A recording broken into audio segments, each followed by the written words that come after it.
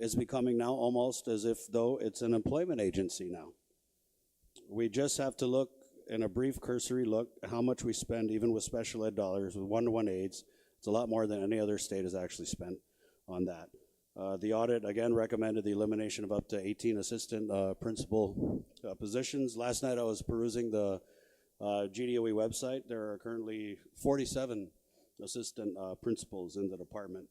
And again, I'll quote the legislative chair back then, former Speaker Wampat, that said, "I remember when I was a school principal, I had about 1,000 students and I only had one assistant principal and it ran smoothly." And so again, as we welcome the new superintendent, Swanson, to the helm of the Guam Department of Education, it's no doubt it's been a very rough ride in his first few months on the job, but we have seen some successes with the lifting of the third-party fiduciary, and one of the conditions with the lifting of that third-party fiduciary is that the Guam Department of Education must undergo a reorganization, and that's going to mean some big changes. I met with the superintendent last week, and these are changes that we've been talking about over the last few years, and it kind of seems like this superintendent may be in the position to implement some of these changes. And we're talking about consolidation of school populations, which would eventually mean the closure of several campuses on island. I know that he's also looking at the number of administrative staff that we have on hand relative to the decreases in enrollment. And so we have seen a significant decreases in enrollment at the Guam Department of Education. I think somewhere media reports have stated it as high as 7,000 students have left the Guam Department of Education. And if you look at some of the materials that have been supplied by GDOE management to the Board of Education, you'll see that school-to-school enrollment has dropped, and a lot of that is attributed to people leaving the island, and then also public school students migrating over to our charter school system. And so with these changes being implemented and the lifting of the third-party fiduciary, I think the time is actually perfect to reinstate the management audits, because we can allow for hopefully for the superintendent to implement these sweeping changes across the department, and then we hopefully pass this measure, re-implement the management audit, and then we perform that audit in the next fiscal year and see how these changes have affected the efficiency of the department and obviously the cost of education on our island. And with that being said, I humbly ask the support of my colleagues. I hope that the debate and discussion on this bill will go much smoother than the previous bill. And I did have an amendment that I'll go ahead and proffer that now.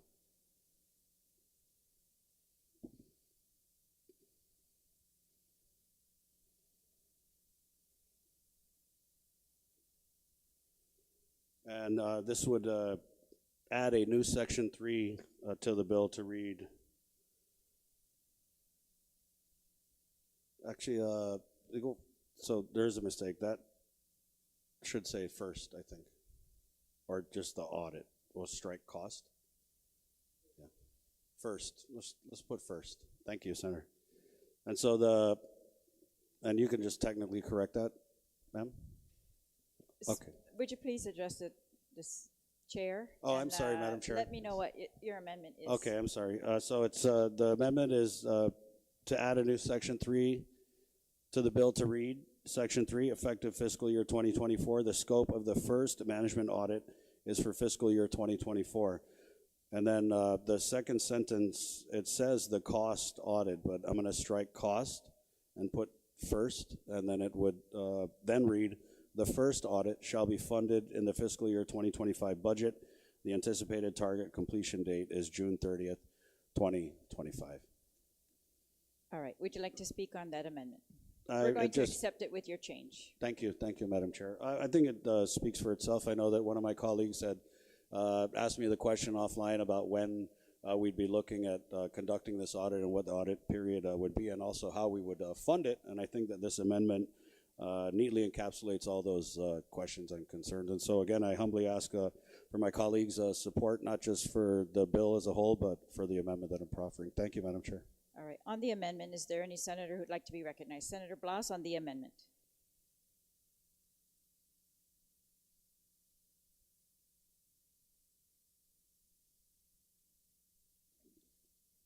Thank you, Madam Speaker. You know, Madam Speaker, in the introduction of the bill, one of the things that I was very much interested in is how we were going to pay for this. But then when I'm looking here at the proposed amendment, the scope of the first management audit is for fiscal year 2024. The audit shall be funded by fiscal year 2025 budget.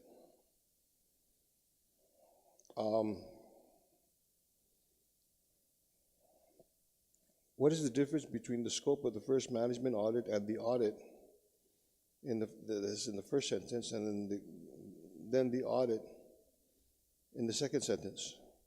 The concern that I have here is, again,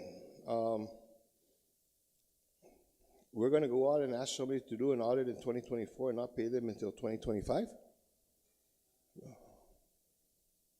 Would you like the sponsor to yield? Yes, please. Would the sponsor yield to the question? I'm sorry. The intent of the amendment is that the auditing period would be fiscal year 2024, and that we would conduct that audit at the beginning of FY25, and it would be funded out of fiscal year 25 with the anticipated target completion date of June 30th, 2025, ma'am. So you're going to take the actions of what happened in 2024, but then audit it in 2025 and use the funds. So your audit is not going to be real time, your audit is going to be retrospective. How do you do that?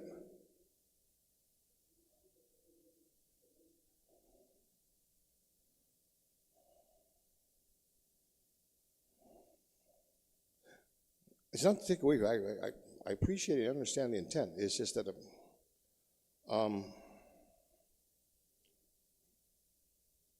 I just don't know if the wording is proper here so that it can be, so what our intent is not articulated properly.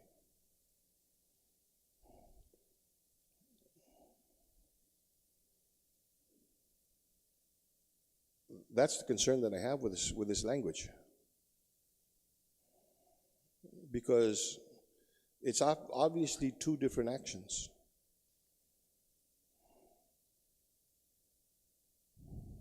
You may want to take a break, have him discuss with legal. Please, recess.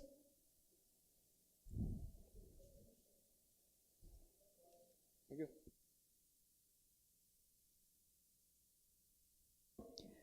Yes, we're still, so Senator Blas concluded. Please proceed. Ma'am, I don't think I can proceed any further without any clarification from the author. Would you like the sponsor to yield? Yes, please. Would the sponsor yield to the question? Would you please restate your question, Senator Blas? Well, again, there's obviously two different actions, two different sentences, two different actions. But I know what your intent is and what you want to be able to do. I just don't know whether we're able to do this based on how this is written, how this is presented. With the sponsor yield. I'm not sure what the question Well, is.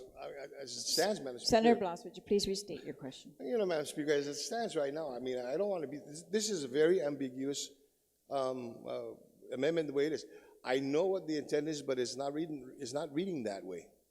And let's not assume that just because we have this discussion here, that the discussion is actually going to be interpreted as that, as the intent, when it is actually come into law. This has to be this has to be clear. Ma'am, The Madam sponsor Chair. yield to the question? Yeah, I would like to have a moment's recess. I mean, I feel like the intent is very clear, but if there's a word here or two that I can add or take out, then I'd just like to have a short recess to do that, ma'am. Take a 1-minute recess.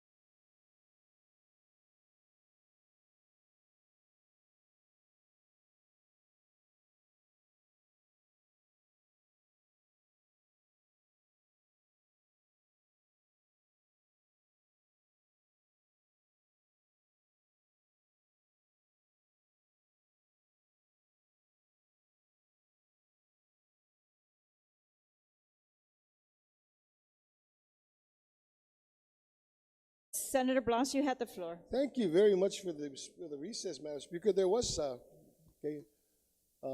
collaboration in that one. Madam Speaker, to be able to make sure that this sounds, you know, that it fits, is I want to make an amendment to the amendment here, and it'll read, the scope of the first management audit is for fiscal year 2024, comma, and the audit, cross out the words the cost and replace it with, and the audit shall be funded in the fiscal year 2025 budget.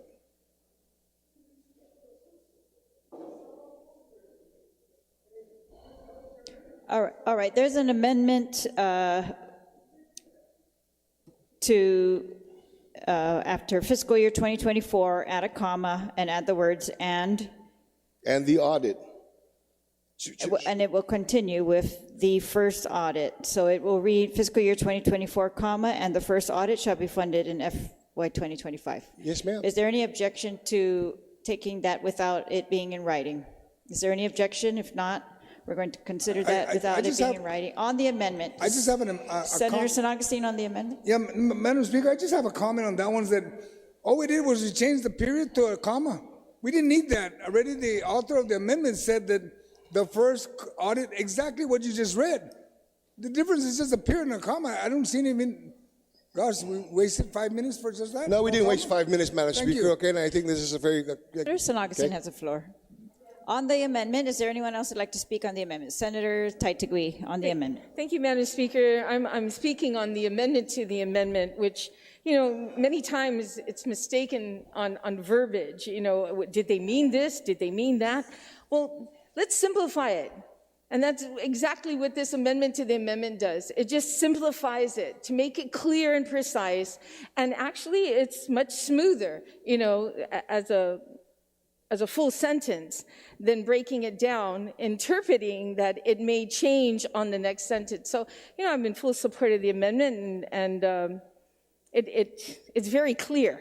That's all it's doing, to make it very clear, so that anybody interpreting this knows exactly what we want. So thank you, Madam Chair, our Speaker. Thank you, Senator. On the amendment to the amendment, Senator Barnett, you're recognized.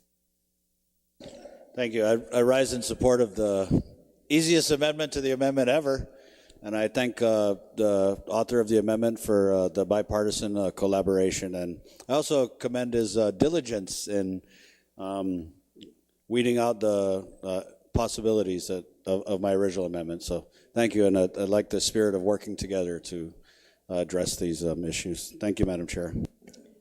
Thank you, Senator. On the amendment to the amendment, is there anyone else who'd like to be recognized? If not, then the sponsor of the amendment to the amendment, Senator Blas, you may close. He's waiving closure. So on the amendment to the amendment, which is to add a comma after 2024, add the word "and." Is there any objection? Seeing no objection, motion carries. Motion passes. Senator Blas, you still have the floor. You done? All right. On the Barnett amendment as amended, Senator Taitigui, you have the floor. Thank you, Madam Speaker. Madam Speaker, I stand in full support of this amendment. I truly believe that now DOE, which they're trying their best, nothing stops us, though, to continue to, keep the fire to their feet, as well as making sure they're transparent and that accountability, most especially, is in place for this. We're losing our third-party fiduciary, thank goodness. They're showing some strides toward DOE and their management skills with funding. But I truly believe that every entity on this island, most especially DOE, that receives the most funding from our general fund, should have this type of audit in place. I don't understand why it was ever let go. Maybe because there was a third-party fiduciary. But as mentioned earlier, they're no longer going to be here overseeing us. Then it becomes our responsibility.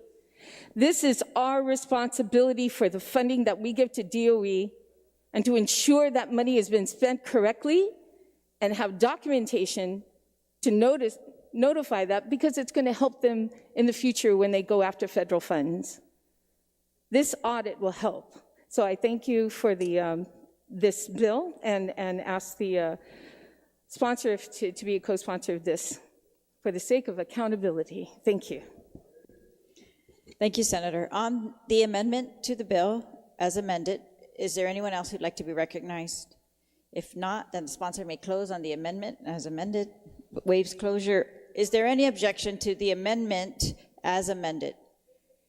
Any objection? Seeing no objection, motion. Seeing no objection, motion carries. We're still on the bill. Senator Barnett, you still have the floor on the bill. Pardon? No, I'm sorry, you don't. Senator Blas had the floor. No, he didn't. You made an amendment. You had the floor. Okay, so is there anyone else who'd like to speak on the bill? Senator San Augustine, you have the floor. Thank you, Madam Speaker. And for my colleagues here, in 2009, I was the chairman of the Board of Education, and we were pursuing Evergreen's management audit. And at the time, there was not enough, I hate to put it this way, there was not enough guts in this body back then to change it, to make sure that audit was implemented. The only thing they pursued was closing FQ Sanchez when all they had to do was rearrange the employees and they wouldn't have closed it.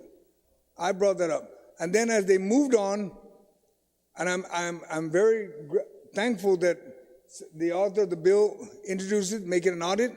I'm just hoping the current superintendent will go into Evergreen's recommendation and start implementing what happened in 2009, because many of those items that they have addressed is still applicable today. This management audit coming up, more than likely is going to reveal the same thing. And back then we had over 33,000 kids. Now we're down to, less than 7,000 or 8,000. And we're at 22 now, almost 10,000 kids. So I thank the author for this bill, and I look forward to the Department of Education superintendent. Take action. Quit making excuses. Quit claiming something that you could fix today. Thank you. And I ask the author if he can include me as co-sponsor. Thank you, Senator. On the bill as amended, is there anyone else who'd like to be recognized? If not, then the sponsor may close on the bill. Thank you. I thank my colleagues for this smooth discussion on this bill. And it also, is there anyone else who would like to be added as a co-sponsor? Okay. Senator Taitagui, Senator San Augustine, and then everyone else down the line. A day. And I think On that motion to accept co-sponsors, to add sponsors, is there any objection? Seeing no objection, motion carries. I also thank Senator Blas for his great amendment to the amendment, and also my colleagues for their support of this measure. Suus Masi, Madam Speaker. Oh, and I move to place the bill number 113-37 into the third reading file. Yeah, third reading file. On the motion to place the bill as amended into the third reading, is there any objection? Seeing no objection, motion carries. We are now on resolution number 29-37 COR. Senator Lujan, you are recognized. Thank you very much, Madam Speaker. Good morning. Good morning, colleagues. Madam Speaker, I motion to place resolution 29-37 COR relative to requesting the U.S. Congress to appropriate monies for Guam non-military residents who were exposed to Agent Orange and who are suffering from ailments caused by the exposure to Agent Orange. That's, again, resolution 2934 CR on the third reading file, and I'd like to speak on it. Please proceed. Thank you very much again. Morning again, Madam Speaker and colleagues. I ask that all my colleagues join me in voting unanimously, unanimous vote for resolution 29-37 CR. This body should, of course, pass it unanimously. In 2022, the U.S. Congress passed, and President Biden signed the law, the PACT Act, recognizing the federal government had responsibility to not only acknowledge U.S. personnel stationed on Guam and other locations could have been exposed to the harm by Agent Orange, and that those who should be compensated. I think it's an understatement to say that it was a long and hard-fought battle to get to this point. It was a real struggle to get our national government or the federal government to take responsibility and provide just compensation. And over many, many years before its passage in 2022, there were lots of times that it seemed recognition and the possibility of compensation will never be realized. Now the acknowledgement and the right to compensation for those in the U.S. military who were exposed and who did suffer had been realized. Now our federal government, our national government, finally agreed to do the right thing.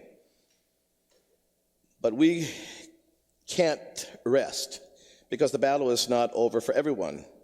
For some, the battle continues. For those in Guam and other locations who were exposed and suffered because of the exposure to Agent Orange, but who were not members of the United States military, still remain left behind. They remain neglected to this day. They have received no justice, no acknowledgement, and certainly no compensation. So my resolution asks that the federal government and the Biden administration, the U.S. Congress, take the next and final step and include this group of worthy patriots. I want the federal government to extend the benefits, the acknowledgement, and the opportunity for compensation for those exposed on Guam, those who suffered because of this exposure to Agent Orange, who were not members of the U.S. military, to be eligible. I want them treated with the same dignity. That is what Resolution 29-37 asks for. The resolution declares it is the position of this body that this group of people deserve the same acknowledgement and the same recognition, the same justice as the members of the U.S. Armed Forces who were stationed on Guam receive. We are simply standing up and stating for the record that any resident of Guam who falls into the same category deserves the same respect. We are asking the federal government, or our national government, to take the last and final step on this journey, to include any resident of Guam who was exposed and suffered.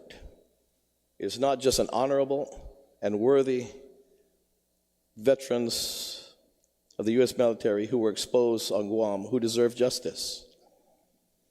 As I said, this resolution should receive unanimous support. All members of the 37th Guam Legislature should support this, and I ask for the support to request that the statement of our official position for our non-military people who were exposed to Agent Orange and suffered from it deserve equality and justice in recognition and compensation. With that, Madam Speaker, I thank you, and I ask my colleagues to support Resolution 29-37 COR. Thank you very much, Madam Speaker. Thank you very much, Senator. On the resolution, is there anyone else who'd like to be recognized?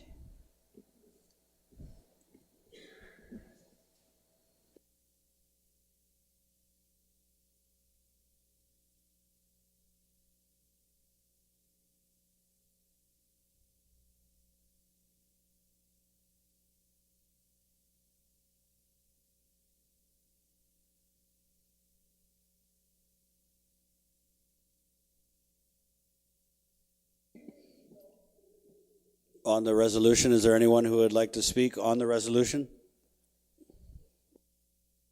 Speaker Terlau, you are recognized. Thank you very much. I'd like to stand in support of this resolution that will be sent to Congress, asking them to acknowledge as well that the civilians of Guam are also exposed to Agent Orange.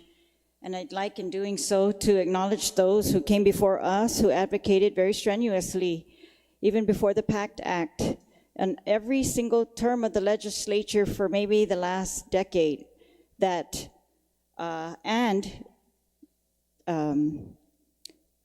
compiled testimonies from both veterans and civilians who lived in Guam as to the exposure of those on Guam to Agent Orange. Exposure of civilians who were working on the bases, exposure of the veterans, of course, exposure of civilians who worked along the pipelines, civilians who worked in field depots, civilians who worked in even offices because they were spraying around their offices and along the fence lines. And as you know, these fuel lines and fence lines, they are all throughout Guam. So there's still people today who come up to us and tell us about the suffering of their family members or the death of their family members, and that they fully believe that the suffering that was upon them was as a result of being exposed to Agent Orange. So there have been resolutions after resolutions in the legislature prior to passage of the PACT Act to recognize and create a presumption for veterans. Those resolutions were sponsored by almost all the senators, led by the late Vicente Ben Pangilinan, Senator Jim Espaldon, Speaker B.J. Cruz. And I want to especially point out, I think a lot of these efforts began with research done by Mr. Robert Celestial. And he's suffering right now from some of the injuries he received, but he always, even in his pain and suffering, continues to advocate that all the people of Guam are going to be recognized for their exposure to contamination, including Agent Orange.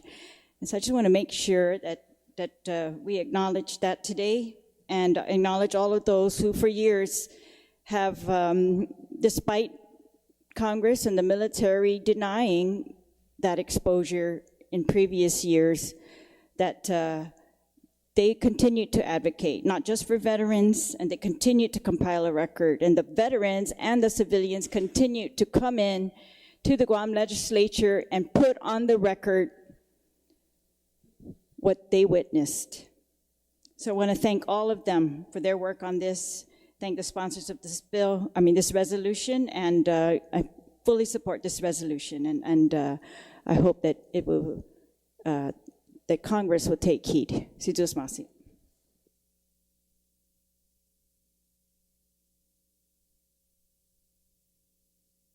On the main motion, is there anyone else who wishes to speak on the main motion?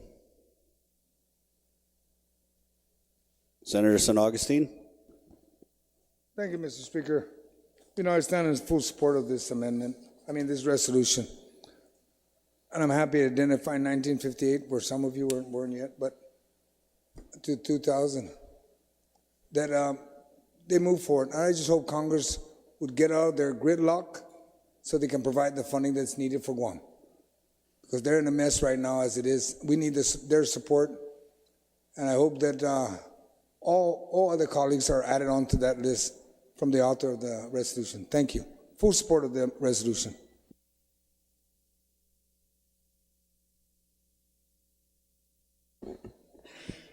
Thank you, Senator. On the resolution, Senator Brown, you are recognized.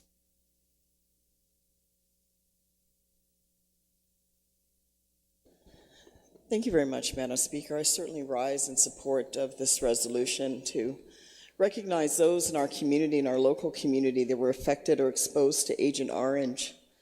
I attended this public hearing, and certainly it was a reminder to me, because many of those that testified actually were of my father's generation, who actually worked with my dad at SRF. And seeing them there to testify, is a very personal feeling, because you recognize that these were members of our community that have worked many years on the base. And now in their later years, while we all, as we get older, obviously, we suffer the aches and pains of aging. You add additional layers of health problems that fall on top of that, and it makes it a very difficult process. I experienced that with my father, who was in the Navy for many years. Hen was exposed. He worked at SRF for quite a number of years and retired as the head of his Shop 72. I always remember that, Shop 72. So my dad went to the Navy from being in charge of the harbor there to retiring and going back, working for civil service for another 20 years after. And many of his coworkers down there were also challenged and exposed. And here they are now in their senior years, suffering predominantly, many of them, from cancer.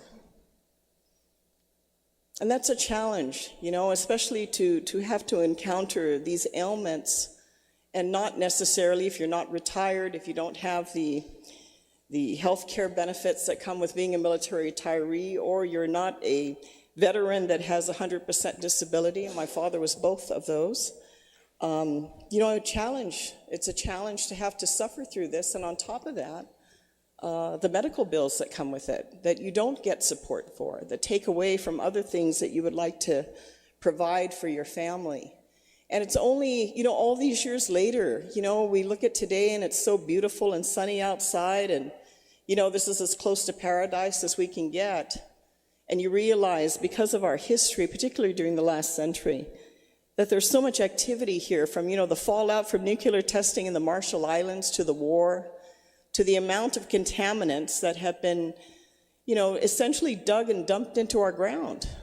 The fact that, Anderson was a number of years ago, 30 plus years ago, put in the national priorities listing, was because of the concern about the quality of our drinking water, because of the amount of contaminants back then when many were not as conscious or aware of the importance of environmental protection and how that related to our health.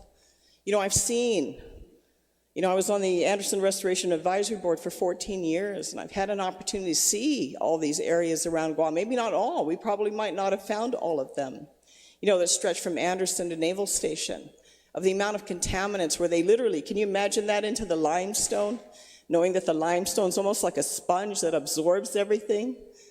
They'd excavate, sometimes in rows, and they would just deposit this stuff in the ground and bury it. And of course, years later, they're spending millions and millions of dollars to excavate, clean out, and hopefully remediate some of these contaminants that are in the ground. Some that they can't. Some they've simply capped and covered like their landfill because either the technology is not available or the cost is so cost prohibitive at this time that they're not able to address full cleanup, and they have to constantly monitor these sites. But the reality is the human side of all of this and how it does affect our health and how, you worry. Is this something we're passing on also to our children, to our grandchildren, to our great-grandchildren? Some that have yet to be born, wondering why in such a small population these ailments are so dominant. And you wonder, goodness, are we just waiting for, when? If we don't have cancer ourselves, are we just waiting for when we're going to be diagnosed? Including those of our relatives that have moved off island, who have young family members that you would never think that are healthy and robust, and then they get diagnosed with a serious cancer ailment. Is that connected to what happened here, the exposure of their parents when they lived on Guam? Grew up on Guam. So definitely anything we can do to voice the concerns of our people, because these are real. When you see these are your own people that you've known for many years that are challenged now with these health issues because of this exposure,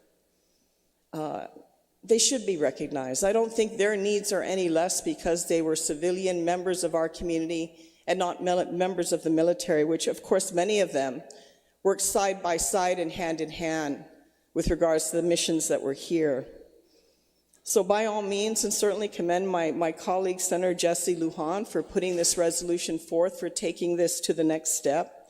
Because I know you too, Madam Speaker, have been very active over the years in saying, hey, you've been out there too to get the attention in the community, going out to these locations and sites and pushing very adamantly for testing, because they want verification. Even though the military itself, when it was convenient in the past, didn't keep the appropriate records. It's like, can we go out and find the evidence in the soil that this contaminant actually was brought into this island and that our people were exposed to it? So in our own way of being able to put this concern on paper and relay this to Congress so that our people that have been affected by this, who are suffering from the ailments as a result of exposure to Agent Orange, that they can get the support and help they need. Because sometimes there's no amount of money, obviously, that can address your health when you're impacted by this, especially in your later years when it makes your life even more challenging and even more difficult on top of, like I said, just the normal aging process. And then even on top of that, to not have the financial support to address the medical challenges that you're going through, or the draining of resources that affect your family. Sometimes they choose not to get treatment simply because they don't want to burden their family. And this is not something that our people have brought upon themselves. So certainly anything we can do to bring this to light and advocate for these issues to support our people that have been adversely affected by this exposure is something we most definitely should do. I think it's our responsibility to do so. So with that, I definitely, Madam Speaker, rise in full support. And again, thank my colleague, Senator Lujan, for spearheading this initiative. Thank you. Thank you, Senator. On the resolution, Senator Perez, you are recognized. Zuzuz Masi, Madam Speaker. I appreciate the comments of the retiring speaker on how this resolution is important as a statement from the government. I'm sorry. This is Speaker Terlahi, where I'm not on the screen right now. We are having, again, some very technical difficulties with our audio and microphone equipment. My apologies to the public who are watching. We're going to have to recess again to try to resolve this, so we're going to take a recess until 2 p.m.